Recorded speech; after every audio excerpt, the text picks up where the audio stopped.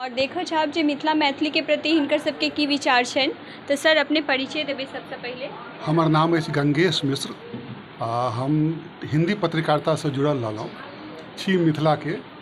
तैँ हम मैथिली मिथिला और मिथिलाक्षर के जो महत्व छै तीनू के अलग अलग ओकरा हम बढ़िआँ जकाँ महसूस करै छियै, बुझै छियै।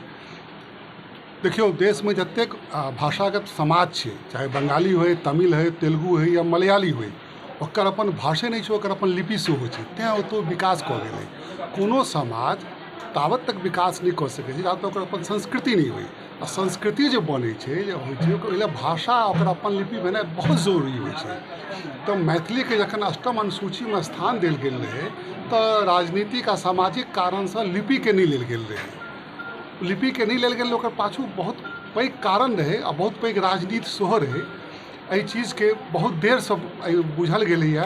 अजय जी एकरा बुझलखिन एहि महत्व के कि बिना अपन लिपि के बिना लेने हम मैथिली भाषा के विकास सेहो नहीं कऽ सकै छियै। अगर मैथिली अहाँ देवनागरी में लिखैत जेबै तऽ हिंदी के छी, हिंदी ला अहाँ सब किछु करै, ओकर लिपि के विकास भऽ रहल छै।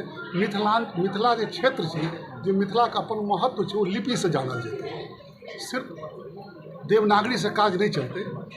और बड़ा तक दोसर गप ई छै कि अष्टम अनुसूची में मैथिली के स्थान भेट गेलै तऽ निश्चिंत भऽ गेलासँ काज नहीं चलत। क्यों एक आदमी अगर सुप्रीम कोर्ट में चलि जाए तो अष्टम अनुसूची के जे आधार छै, ओहिमे दूटा प्रमुख छै कि ओकर अपन राज्य में जे राज्य के वो भाषा छै, ओकर द्वितीय राजभाषा हेबाक चाहिए, ओकरा राज्यभाषा सरकार के, आर स्कूली शिक्षा के माध्यम हेबाक चाहिए। मैथिली अखन तक नहीं भेल अछि। तो मिथिलाक्षर अपन लिपि नहीं भेलासँ ओहिसँ ओकर आधार नहीं भऽ रहल छै, ओकर कारण नहीं बनि पाबि रहल छै।